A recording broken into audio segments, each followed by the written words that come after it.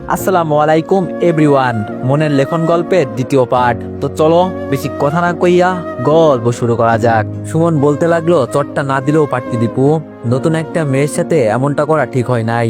আমি বললাম, আরে বেডা, আমাদের বাচ্চা বলে গেল, এজন্য যা হয়েছে বেশ ভালোই হয়েছে আমি আশা করি। উচিত ছিল তো আর কয়েকটা গালে চড় দেওয়া।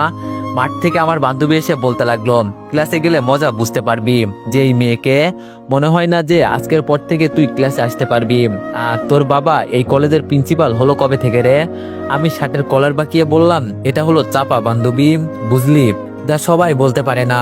হঠাৎ দেখি ফোনটা বাজতে লাগলো, ভাইয়া কল করেছে। আমি ফোন রিসিভ করে বললাম, ভাইয়া বল কি হয়েছে।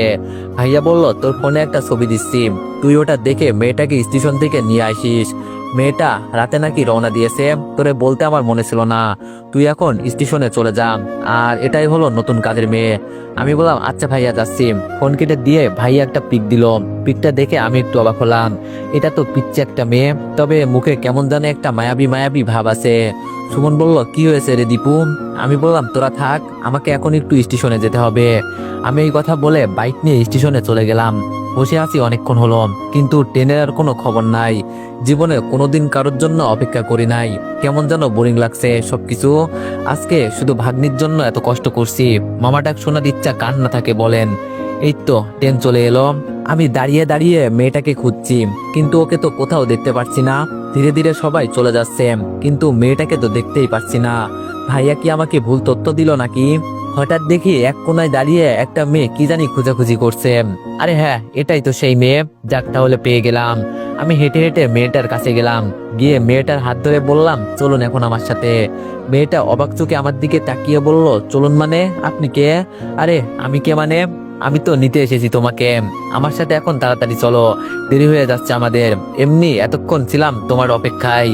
আমার কথা শুনেই মেয়েটা চিৎকার দিয়ে বলল, কেউ বাঁচান আমাকে, এই ছেলে আমাকে তুলে নিয়ে যেতে চাই, আমাকেও বিক্রি করে দিবে, আমার সাথে খারাপ কিছু করবে, বাঁচান আমাকে প্লিজ।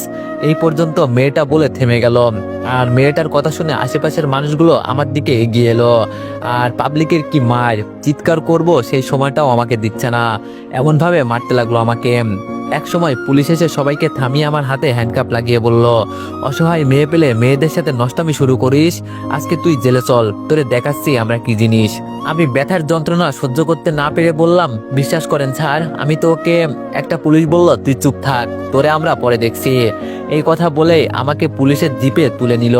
আর যেই মেয়েটাকে নিতে এসেছিলাম সেই মেয়েটাকে একটা পুলিশ নিয়ে যাচ্ছে, হয়তো আমাদের বাসায় পৌঁছে দিবে।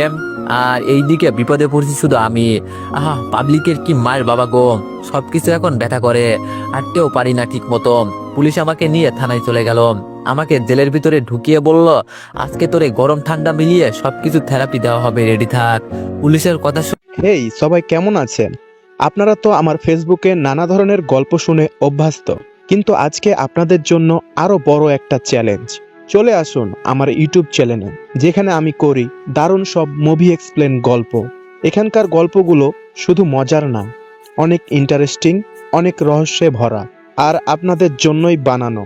তাই দেরি নয়, লিংকে ক্লিক করে আমার ইউটিউব চ্যানেলে ঢুকে গল্পগুলো দেখে আসেন। ভালো লাগলে সাবস্ক্রাইব করে পাশে থাকবেন। আর প্লিজ ভিডিওগুলো কেমন লাগলো কমেন্টে জানাতে ভুলবেন না। আপনাদের কমেন্টেই আমাকে আরো ভালো গল্প বানাতে সাহায্য করে। আর হ্যাঁ, আপনারা যারা আমাকে ফেসবুকে কমেন্ট করে রিপ্লাই পান না, তাদের জন্যই বলছি, আপনারা আমার ইউটিউব চ্যানেলে যান, ভিডিওগুলো কেমন হচ্ছে জানান, এবং আমার ইউটিউব চ্যানেলেই আমাকে কমেন্ট করে জানান আপনাদের মতামত। আমি আমার ইউটিউব চ্যানেলে সকলকেই রিপ্লাই দিব। তাই দেরি না করে চলো তাহলে দেখা হবে ইউটিউবে। আমার এখন ভয় হতে শুরু করলো। জীবনে আমি কোনোদিন থানা পর্যন্ত আসি নাই, আজকে একটা কাজের মেয়ের জন্য এখানে আসছি। আগে তো আমি এখান থেকে বের হই, পরে মেয়েটাকে দেখে নিচ্ছি, কিন্তু এখন এখান থেকে বাঁচবো কিভাবে? হঠাৎ করে আমার মাথায় একটা বুদ্ধি এলো। আমার ফোন তো পুলিশ নিয়ে নিছে, এখন তো কথাও বলতে পারবো না। তবে আমার এক বান্ধবীর ভাই নাকি কোনো এক বড় পদে চাকরি করে। এখন এক কাজ করি, বান্ধবীকে কল দিয়ে বলি আমাকে বাঁচা, কিন্তু ওকে কল দিলে ও কাহিনী বড় করে ফেলবে। এর থেকে আম্মুকে কল দিই, দিয়ে দেখি আম্মু কি বলে। এক কনস্টেবলকে ডাক দিয়ে বললাম, স্যার একটু এখানে আসবেন। কনস্টেবল আমার কাছে এসে বলল, বলেন কি হয়েছে। আমি বললাম, স্যার আপনার ফোনটা একটু দিবেন, 1 মিনিট কথা বলবো, প্লিজ একটু দেন। কনস্টেবল আমার হাতে ফোনটা দিয়ে বলল, আচ্ছা এই নেন, তাড়াতাড়ি করবেন কিন্তু, স্যার জানতে পারলে কিন্তু সমস্যা হবে। আমি আচ্ছা বলে ফোনটা নিলাম। আম্মুকে কল দিয়ে বললাম, হ্যালো আম্মু, তুমি এখন কোথায় আছো? আম্মু ফোন রিসিভ করে বলল, কেন, আমি তো এখন বাসায়, কিন্তু তোর ভাই তোরে এক জায়গায় যেতে বলেছে, আর তুই কোথাও গিয়ে বসে আছোস? হ্যাঁ। আমি বললাম, কাহিনী তো একটা হয়ে গেছে আম্মু। আম্মু বলল, কাহিনীর কথা বলিস? তোর কারণে আজকে কত বড় একটা সমস্যা তৈরি হয়েছিল, এটা তুই আর জানিস না। আগে তুই বাসায় আয়, পরে দেখাচ্ছি। আজকে রিয়ার যদি কিছু হয়ে যেত, জানিস মেয়েটা শহর থেকে একা একা আসছে, এসে নাকি কাউকে পায় না। কোথা থেকে একটা ছেলে এসে বলল, চলো আমার সাথে, আমি তোমাকে নিয়ে যাচ্ছি। ছেলেটা নাকি আরো বলল, আমার সাথে চলো, তোমাকে অনেক টাকা দিব। না জানি মেয়েটাকে নিয়ে গিয়ে কি করতো। পরে ও নাকি মানুষ ডেকে ছেলেটাকে গণপিটানি দিয়েছে। আমি বলি, খুব ভালো করেছে। ইস, আজকে যদি ওর কিছু হয়ে যেত। আমি বললাম, ওর কিছু হবে না তো আম্মু, হয়েছে তো আমার। এই কাজের মেয়ে যার কথা বলছে সেই ছেলেটা হলাম আমি। আমি ওকে আনতে গিয়েছিলাম, শুধু বলেছিলাম চলো আমার সাথে, আমাদের দেরি হয়ে যাচ্ছে। এটা শোনার পর ও সবাইকে ডেকে আমাকে কি গণপিটানি না খাওয়ালো। আমি শুধু একবার বাসায় আসি, তারপর ওকে আমি দেখছি, ছাড়বো না আমি ওকে। এখন তুমি কি আমাকে জেল থেকে বের করবে, নাকি আমি এখানেই পড়েই মারা যাব? আম্মু বলল, কি বলিস এইসব তুই? ছেলেটা তুই ছিলি? আমি আম্মুকে থানার ঠিকানা দিয়ে বললাম, তাড়াতাড়ি আসো বলছি, নইলে খুব খারাপ হয়ে যাবে, এই বলে দিলাম। কল কেটে দিয়ে কনস্টেবলকে বললাম, ধন্যবাদ স্যার আপনাকে। কিছুক্ষণ পর আম্মু একজন উকিল নিয়ে ভিতরে আসলো, কিন্তু একজন পুলিশ আম্মুকে বলল, আরে ম্যাডাম আপনি এখানে, আর মেয়েটা তো ঠিক আছে নাকি, না পরে কোনো সমস্যা হয়েছিল? কনস্টেবলের কথা শুনে আম্মু কিছু বলল না, আমার দিকে একবার তাকিয়ে সরাসরি ভিতরে চলে গেল। কিছুক্ষণ পর একজন কনস্টেবল এসে জেলের থানা খুলে আমাকে বলল, আপনি এখন যেতে পারেন, তবে যাওয়ার আগে স্যারের সাথে দেখা করে যাবেন। আমি জেল থেকে বের হয়ে ওসির কেবিনে চলে গেলাম। আম্মু আমাকে দেখে বলল, ইস, আমার ছেলেটার কি অবস্থা করেছে, এটা কিন্তু ঠিক করে নাই স্যার। বাবা তুই চল এখান থেকে, আর থাকা লাগবে না, আমরা বের হয়ে যাচ্ছি। তখন পিছন থেকে ওসি বলল, সবসময় বোকার মতো কাজ করবে না, আজকে নিজের বোকামির কারণেই নিজেই গণপিটানি খেলেন, আর সাবধানে, পুলিশের হাতে আর দ্বিতীয়বার পড়বে না, পড়লে কিন্তু তোমার 12টা বাজিয়ে দিবে। থানা থেকে বের হতেই আম্মু বলল, তুই মেয়েটাকে এটাও বলতে পারতি যে আমাকে আমার ভাই পাঠিয়েছে, আর আজকে থেকে তুমি আমাদের বাসায় কাজ করবে। এইটুকু বললে তো মেয়েটা সবকিছু বুঝে যেত, কিন্তু তুই কি সব উল্টাপাল্টা কথা বলিস? মার খাবি না তো? কি লোকেরা তোকে আদর করবে? আম্মু তুমি আমাকে এটা বলতে পারলে? আমি তো বলতে চেয়েছিলাম, কিন্তু তার আগে আমার 12টা বেজে গেছে, আমি আগে বাসায় যাই, পরে দেখছি ওকে আমি। আম্মু বলল, বাবা গ্রামের মেয়ে খুব সহজ সরল, এত কিছু বুঝতে পারে নাই, এখন যদি এইসবের জন্য ওকে বাসা থেকে বের করে দিই, তাহলে আরেকটা মেয়ে কোথায় খুঁজে পাবো তুই বল? ওকে কিছু বলার দরকার নেই, আমি বলবো নি তোর কাছ থেকে মাপ চেয়ে নিতে। আমি বললাম, আম্মু তুমি ওর পক্ষ নিয়ে কথা বলছো? আম্মু বলল, আচ্ছা বাবা এখন এইসব বাদ দে, আর বাসায় চল, যা হয়েছে তা তো হয়েই গেছে। আমি বললাম, তুমি বাসায় যাও, আমি একটু হাসপাতাল থেকে আসি, যেই গণপিটনি খেলাম আমার সারা জীবন মনে থাকবে। আম্মু চলে যাওয়ার পর আমি হাসপাতালে বাইক নিয়ে চলে গেলাম, কিছু ট্রিটমেন্ট করে বাসার দিকে রওনা দিলাম। মনে মনে বলছি, মেয়েদের জন্য যে ছেলেরা সবকিছু করতে পারে তা আজকে আমার বিশ্বাস হয়েছে। যদি একটা মেয়ে একটা ছেলেকে বলে, আমার জন্য তোমার অন্য কোনো ছেলেকে খুন করতে হবে, আরে ভাই ছেলেরা বিনা দ্বিধায় ওকে খুন করে দিবে, একটুও চিন্তা করবে না। এটাই হয়তো মেয়েদের পাওয়ার। বাসার সামনে গিয়ে দরজায় কলিং বেল দিতে লাগলাম, আর কিছুক্ষণ পর রিয়া এসে দরজা খুলে দিল, মানে কাজের মেয়েটা। ও আমাকে দেখেই ভিতরে দৌড়াতে শুরু করলো। আমি ডাক দিয়ে বললাম, যদি এখানে না দাঁড়াও তো তোমার চাকরি আজকেই শেষ, চাকরি আর করতে হবে না তোমাকে। আমার কথা শুনে মেয়েটা দাঁড়িয়ে গেল, আর কান্না করতে করতে বলল, স্যার আমার ভুল হয়ে গেছে, আমাকে মাফ করে দেন, আমি তখন আসলেই আপনাকে চিনতে পারি নাই, প্লিজ স্যার আমাকে মাফ করে দেন। আম্মু সিঁড়ি দিয়ে নিচে নেমে বলল, দীপু তোরে বলছি না এইসব বাদ দে, মেয়েটা এত কিছু বোঝে না, হয়তো ভুল করেছে। রিয়া গিয়ে আম্মুর পিছনে দাঁড়িয়ে গেল, ভয়ে ভয়ে বলছে, খালামণি বলেন আমার ভুল হয়ে গেছে, আমার এমন ভুল আর হবে না, বলেন না মাফ করে দিতে। আমি আর কিছু বললাম না, চুপচাপ আমি আমার রুমে চলে গেলাম। ওকে এখন বেশি কিছু বললে সত্যি সত্যি পরে আরো কান্না করবে, কি থেকে কি করে বসবে কে জানে, এজন্য ওকে আর কিছু বলি নাই। ফ্রেশ হয়ে রুমে বসতেই রিয়া হাতে করে একটা বরফের টুকরো নিয়ে ভিতরে আসলো। ওর হাতে বরফের টুকরো দেখে আমি বললাম, এটা কেন তোমার হাতে? রিয়া বলল, আমি খালামণিকে জিজ্ঞেস করেছি, খালামণি বড় লোকেরা যদি আঘাত পায় তাহলে এখানে কি দেয়? খালামণি বলল আগে ওষুধ খাই, আর ক্ষত জায়গায় নাকি বরফ দিলে ঠিক হয়ে যায়। এই কথা বলে রিয়া আমার পাশে বসে আমার মাথায় বরফের টুকরো চেপে ধরে বলল, সরি স্যার, আমার ভুল হয়ে গেছে। আমি বললাম বুঝছি, আচ্ছা এটা দাও আমার কাছে। রিয়া বলল, না স্যার, দিব না, আমার কারণে আপনার এই অবস্থা, আপনাকে ভালো করার দায়িত্ব এখন আমার। রিয়ার কাছ থেকে বরফের টুকরো নিয়ে বললাম, তোমার নাম কি রিয়া নাকি? রিয়া বলল, স্যার, কিন্তু আপনি আমার নাম জানেন কিভাবে? আমি বললাম, আম্মুর মুখ থেকে শুনেছিলাম, তবে তোমার মুখের সাথে তোমার নামটার মিল আছে, যেমন মায়াবী চেহারা তেমন মায়াবী নাম। রিয়া বলল, স্যার, এই মায়াবী আবার কি? আমি তো চিনি না, নাকি ওটাও একটা নাম? আমি বললাম, তোমাকে চিনতে হবে না, তোমার বাবা কি করে? রিয়া বলল, আব্বা তো খেতে কাম করে, জানেন আমার আব্বা খুব কষ্ট করে, আমি আব্বার কষ্ট সহ্য করতে পারি না, এজন্য আমিও কাজ করতে বের হয়েছি। আমি বললাম, সত্যি তুমি খুব ভালো মেয়ে। রিয়া বলল, স্যার, আমাকে ভালো বলবেন না, আর ভালো মেয়েরা কি কাজ করে নাকি? আমি বললাম, সময় হলে তুমিও বুঝবে কি ভালো আর কি খারাপ, পড়াশোনা করো। রিয়া বলল, স্যার, আমাদের এত টিয়া পয়সা নাই দিয়ে পড়ালেখা করব, 9 পর্যন্ত পড়ছিলাম কষ্ট করে, কিন্তু বাবা সংসার চালাতে পারে না, এজন্য পড়াশোনা ছেড়ে দিয়েছি। কিতা হবে পড়াশোনা করলে স্যার, এজন্য ভাবলাম আব্বাকে সাহায্য করি। আমি বললাম, বুঝলাম, আচ্ছা এখন তুমি যাও, আমি ঘুমাবো, যদি দরকার হয় পরে তোমাকে আমি ডেকে নিব। রিয়া বলল, স্যার আপনি ঘুমান, আমি আপনাকে বাতাস করি, এমনি তো কারেন্ট নাই। আমি হাত দিয়ে উপরে ইশারা করে বললাম, এটা কি দেখতে পারছো? এটা হলো এসি, আমার রুমে থাকলে গরম লাগবে না, এসির কারণে ঠান্ডা লাগবে। রিয়া বলল, কারেন্ট না থাকলেও কি এসি চলে স্যার? আর এটা কিভাবে চালাই, আমাকে একটু শিখাবেন? আমি বললাম, শোনো, আমি কি বলি আমাকে স্যার বলতে হবে না, ভাইয়া বলবে। রিয়া বলল, আচ্ছা ঠিক আছে ভাইয়া বলবো। আমি বললাম, এখন তুমি যাও, আমি ঘুমাবো। রিয়া বলল, ভাইয়া আপনার জন্য চা বানিয়ে আনি, আমি কিন্তু খুব ভালো চা বানাতে পারি, আনবো কি স্যার আপনার জন্য চা বানিয়ে? আমি বললাম, যাও তাড়াতাড়ি নিয়ে আসো। যাক, মেয়েটাকে কোনোভাবে বিদায় করলাম। এই মেয়ে যেই কথা বলে কয়েকদিন যদি ও এখানে থাকে তাহলে তো আমি পাগল হয়ে যাব। তবে সত্যি গ্রামের মেয়েরা অনেক ভালো, রিয়াকে দেখলে সবকিছু বোঝা যায়। তবে ওর কারণে যে আমি গণপিটানি খাইছি, এটা আমার সারা জীবন মনে থাকবে। ভাবছিলাম ওর উপর একটু রাগ দেখাবো, কিন্তু ওর কান্নার মুখ দেখে আমি কিছু বলতেও পারলাম না। দরজা বন্ধ করে বিছানায় শুয়ে ঘুমানোর চেষ্টা করছি, তখন বাইরে থেকে রিয়া ডেকে বলল, ভাইয়া দরজা খোলেন, আপনার জন্য চা বানিয়ে আনছি। ও মোর খোদা, আমি এখন কার পাল্লায় পড়লাম? এই মেয়ে তো দেখি আমার 12টা বাজিয়ে দিবে, এখন তো আমাকে ঘুমাতেও দিবে না, কি যে এক বিপদে পড়লাম আমি। আমি দরজা খুলছি না দেখে রিয়া আবার বলল, ভাইয়া তাড়াতাড়ি দরজা খোলেন, চা কিন্তু ঠান্ডা হয়ে যাবে। আমি খাই কফি আর এই মেয়ে চা নিয়ে আসছে, মনটা চাইতেছে ওর মাথা ফাটিয়ে ফেলতে। দরজা খুলতে রিয়া আমার হাতে চায়ের কাপ দিয়ে বলল, ভাইয়া খেয়ে দেখেন তো কেমন হয়েছে। কি আর করব, বানিয়ে যেহেতু আনছে খেতে তো হবেই। আমি চায়ে চুমুক দিয়ে বললাম, বাবা তুমি তো খুব সুন্দর চা বানাতে পারো।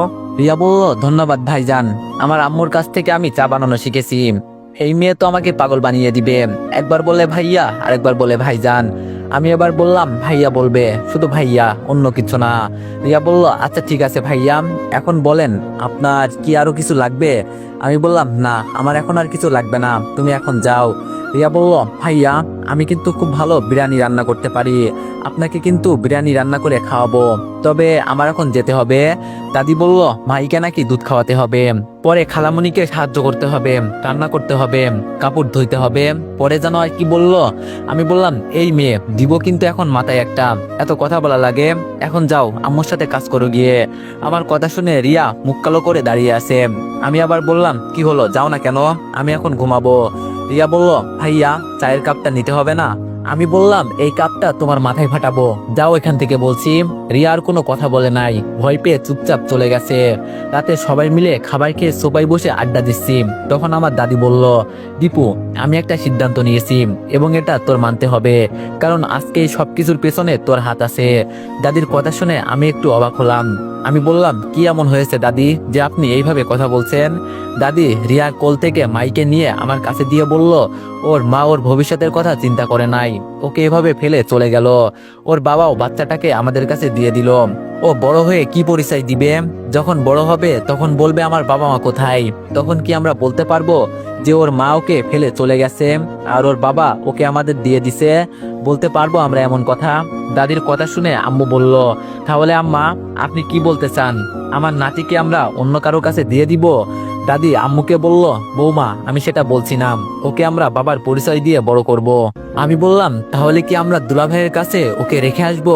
দাদি পান খেতে খেতে বলল, আমি সেটা বলি নাই, আমরা ওকে বাবার পরিচয় দিব, তবে সেই বাবা হবি তুই, সবকিছুর পেছনে তুই দায়ী।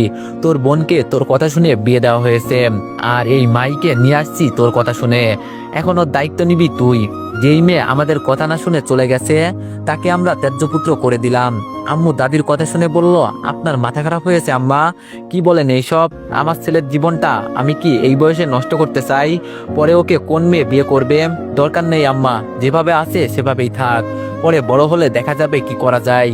দাদি আমার দিকে তাকিয়ে বলল, দেখ নাতি, বিয়ে করলে মেয়ের অভাব হবে না, ও তোর ভাগ্নি হয়, আমি তোর ভালোর জন্যই বলছি। দাদির সাথে তাল মিলিয়ে রিয়া বলল, ভাইয়া আমাদের গ্রামের মেয়েরা এত কিছু বোঝে না, আমি গ্রাম থেকে আপনাকে একটা মেয়ে পছন্দ করে দিব, আপনি দাদির কথা মেনে নেন। রিয়ার দিকে আমি চোখ ঘুরিয়ে তাকিয়ে বললাম, চুপ করে বসে থাকো বলছি। দাদি আবার বলল, নাতি সবকিছু তোর ইচ্ছে, আমি মেয়েটার ভালোর জন্যই বলছি, বাকিটা তোর ইচ্ছে। আমি বললাম, দাদি আগে চিন্তা করে দেখি একটু বিষয়টা, পরে আমি তোমাকে জানাবো। দাদি আমার মাথার পাশে বসে বলল, আমার তোর জন্য চিন্তা হয় না, তুই এখন বড় হয়েছিস, তোর ভালো মন্দ তুই ভালো করেই বুঝিস, কিন্তু মেয়েটার একটা ভবিষ্যৎ আছে না। আমি দাদির হাত ধরে বললাম, আচ্ছা সময় তো এখনো আছে, তুমি এখন যাও, গিয়ে ঘুমাও, এত চিন্তা করো না, পরে তোমাকে জানাবো। রিয়া দাদির হাত ধরে বলল, দাদি আপনি চলেন, আপনাকে আমি রুমে দিয়ে আসি। দাদি চলে যাওয়ার পর আম্মু বলল, তোর দাদি কি পাগলামো শুরু করছে? তোর বাবা আর তোর ভাই শুনতে পারলে কি বকা দিবে জানিস? আর ও তোর বড় বোনের মেয়ে, একবার চিন্তা করে দেখ। আমি বললাম, বাদ দাও না আম্মু, উনি এখন মুরব্বী হয়েছেন, মন যা বলে তাই করে। তবে একটা কথা কি জানো আম্মু, কারো কথা না শুনে আমি আমার ভাগ্নিকে এখানে নিয়ে আসছি, এর জন্য যদি ওকে নতুন জীবন দিয়ে বাঁচাতে হয় আমি তাই করব, বাবা হতে হলে আমি সেটাও হব। আম্মু আমার মাথায় হাত দিয়ে বলল, বাবা এটা কোনো ছেলে খেলা না, পাগলামি করিস না প্লিজ। আমি বললাম, বলছি না আম্মু, ওকে নিয়ে আসছি আমি, ওর দায়িত্ব এখন আমার উপর, তোমার কোনো চিন্তা করতে হবে না। আম্মু আমাকে জড়িয়ে ধরে কান্না করে বলল, তোর ভাই এখনো বিয়ে করে নাই, এর আগে তুই বাচ্চার বাবা হলে পরে তোর কাছে কে মেয়ে দিবে? একবার তো চিন্তা করে দেখ, বাইরে গিয়ে মন যা চায় তাই করিস, আজকে বাবার টাকা আছে বলে সবকিছু করতে পারিস, যেদিন বাবার টাকা থাকবে না সেই দিন বুঝবি। আমি বললাম, ধুর আম্মু, এই নিয়ে কান্না করা লাগে, বাদ দাও, আমি তো এত কিছু চিন্তা করি না। রিয়া বলল, খালামণি টিভিটা একটু ছেড়ে দেন না, সিরিয়াল দেখি। রিয়াকে দেখে আম্মু বলল, বস আমার পাশে, আর তোর ভাই এখন খেলা দেখবে, দিবে না রিমোট। রিয়া আমার দিকে আবার মায়াবী দৃষ্টিতে তাকিয়ে বলল, দেন না ভাইয়া একটু টিভি দেখি, আপনার তো মোবাইল আছে, ওখানে খেলা দেখেন। আম্মু বলল, দিয়ে দে যা, তুই গিয়ে রুমে বসে গেম খেল, আর আমি আর রিয়া মিলে। আমি বললাম, এইসব সিরিয়াল দেখে কি মজা পাও কি জানি, এইসব না দেখে ঘুমাও, তাও শান্তি পাবে। রিয়ার হাতে রিমোট দিয়ে রুমে চলে গেলাম। রুমে যেতেই আমার পিছনে পিছনে রিয়াও চলে আসলো। আমি ওকে দেখে বললাম, কি রিয়া, কিছু কি বলবে? রিয়া একটা বাটন ফোন আমার হাতে দিয়ে বলল, দেখেন তো ভাইয়া, ফোনে নেটওয়ার্ক পাচ্ছে না, ভাবছিলাম আম্মুর সাথে একটু কথা বলবো, কিন্তু সেটাও হচ্ছে না। রিয়ার হাত থেকে ফোনটা নিয়ে আমি একদম বোকা হয়ে গেলাম, ফোনটা চালানোর মতো নাই, একেবারে ভেঙে গেছে। আর ও বলছে ওর সিমে নাকি নেটওয়ার্ক পাচ্ছে না। আমি রিয়ার ফোন থেকে সিমগুলো খুলে ফোনটা নিচে ফেলে দিলাম। রিয়া কান্না করে বলল, ভাইয়া আপনি এটা কি করলেন? আমার কাছে তো এই একটাই ফোন ছিল, এখন আমি আমার বাবা মায়ের সাথে কিভাবে কথা বলবো? আমাকে এখন কে ফোন কিনে দিবে? রিয়ার কান্না শুনে আম্মু আমার রুমে চলে আসলো। আম্মুকে দেখে রিয়া বলল, খালামণি আপনার ছেলে আমার ফোনটা নিচে ছুঁড়ে ভেঙে দিয়েছে, এখন আমি কি দিয়ে কথা বলবো বাড়িতে? আমি আমার পকেট থেকে বাটন ফোনটা বের করে ওইটাতে রিয়ার সিমগুলো ঢুকিয়ে বললাম, নাও আজ থেকে এটা চালাবে, আর এইসব ভাঙা ফোন ব্যবহার করার দরকার নেই। আমার কথা শুনে রিয়া বলল, না ভাইয়া, আপনার ফোন আপনি রাখেন, আপনার ফোন আমি কখনো ব্যবহার করব না। আমি যখন প্রথম মাসের বেতন পাবো তখন বাবাকে বলে কিছু টাকা রেখে ওইটা দিয়ে একটা ফোন নিয়ে নিব। আমি রিয়ার হাতে ফোনটা দিয়ে বললাম, নাও এটা রাখো, আর এখন এখান থেকে যাও, বিরক্ত করো না তো। আম্মু ওকে নিয়ে যাও। আম্মু রিয়াকে নিয়ে রুমের বাইরে যেতে যেতে বলল, আরে আসো রিয়া আমার সাথে, আমি তোমাকে বুঝিয়ে বলছি, আর ও আমার ছেলে, ও কিছু দেওয়া মানে আমি তোমাকে দিয়েছি, বুঝছো? এই নিয়ে এখন আর কোনো কথা আমি শুনতে চাই না, ঠিক আছে?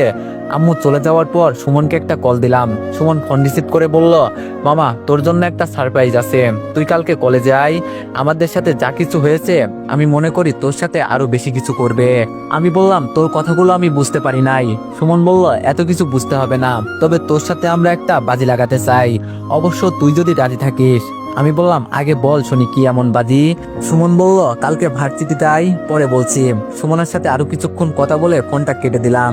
বিছানায় শুয়েই দিলাম এক ঘুম। কিন্তু হঠাৎ করে কানে এলো কেউ একজন কান্না করছে, আর কে যেন গুনগুন করে গান গাচ্ছে। এত রাতে আবার মাই তো কান্না করছে না? আমাদের বাসায় তো মাই ছাড়া পিচ্ছি আর কোনো মেয়ে নাই। ঘড়িতে এখন 2টা বেজে গেছে প্রায়। আমি দরজা খুলে বের হয়ে দেখি রিয়া সোফায় বসে মাইকে কোলে নিয়ে গুনগুন করে গান বলছে।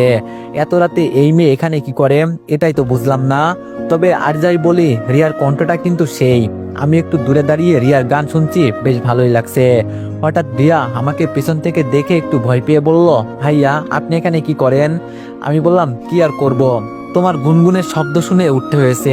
কি হয়েছে মাহির যে এত রাতে নিয়ে বসে আসো? রিয়া বলল কি জানি, কিছুই তো বুঝতে পারছি না কি হয়েছে। আমি বললাম দাও আমার কাছে। আর তুমি মনে হয় এখনো ঘুমাও নাই।